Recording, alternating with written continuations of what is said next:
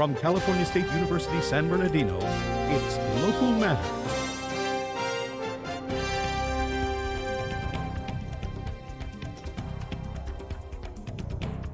Expiration dates and the vagina monologues. Hello, I'm Ruby Valdez, and welcome to Local Matters, featuring stories from across the Inland Empire. And I'm Maria Gonzalez. How long can you keep food after the expiration date? Reporter Nasim Zaher finds out when to keep and when to toss your groceries. How important are expiration dates on food? Have you ever checked the expiration dates on your food? How important are food expiration dates? Well, a lot of people think that expiration dates are something that you have to go by. Once that date comes, you got to toss that food out, but it's not as important as people would like to think. How can you tell if your food's going spoiled? You could usually tell by probably discoloration. You could smell it. I mean, it's not really advisable to taste it because you don't know what's lurking in there, but if it tastes bad, it probably is bad. Smell, taste, color. Do you think it's important to use expiration dates? I think it is important to use expiration dates because it's kind of like a guideline. It helps you distinguish. I mean, it gives you a date on when, to look for spoilage to see if something's gone bad or anything like that. But it's not. It's more like a guideline. It's not really something that somebody has to go by specifically by that date. Can you give people tips for eating healthy?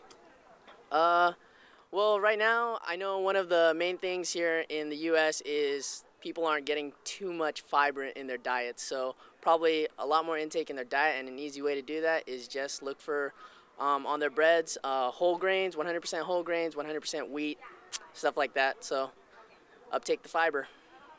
You should always switch up your variety and get a lot of greens, get a lot of fruits and vegetables. To ensure your food stays fresh, remember to check for offensive smells and off colors. For Local Matters, I'm Nasim Zaher. The vagina monologues explore issues of the modern woman. Reporter Maria Gonzalez explains. The Vagina Monologues are a celebration of female sexuality. Performed in February at Cal State San Bernardino, they also brought awareness to stop violence against women. The Vagina Monologues are a collection of monologues that were put together by a woman named Eve Ensler, and they come from hundreds of interviews that she did with women, and then she kind of condensed them down into these monologues, but occasionally a monologue is based off one woman's story. And why do you perform them? There's a few different reasons. One reason is to raise money for different organizations each year, but also just to bring a sense of community to both women and men, and also to kind of like break the taboo and the silence around women's sexuality and just vaginas in general. Ensler has said, women's empowerment is deeply connected to their sexuality. What started off as a celebration of vaginas and femininity turned into a movement to stop violence against women. V-Day is the organization that kind of allows us to host the Vagina Monologues, and their motto is "Until the Violence Stops." And they're a really large organization. Like Vagina Monologues is only part of what they do. They also help in a lot of different countries. Right now, a lot of their efforts are focused in the Democratic Republic of Congo, and they're building kind of like a giant center there for the women and children there because it's very war-torn. Bringing awareness one event at a time for Local Matters, I am Maria Gonzalez. That's all we have for now. I'm Maria Gonzalez. And I'm Ruby Valdez. Join us next time for more local stories that matter.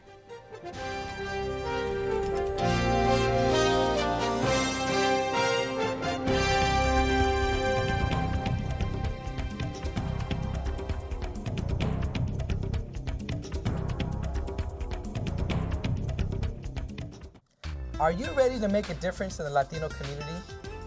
Hello, my name is Dr. Enrique Murillo, coordinator of Latino Education and Advocacy Day at Cal State San Bernardino.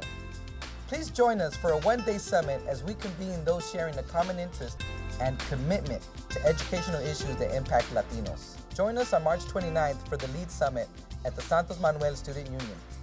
Nos vemos.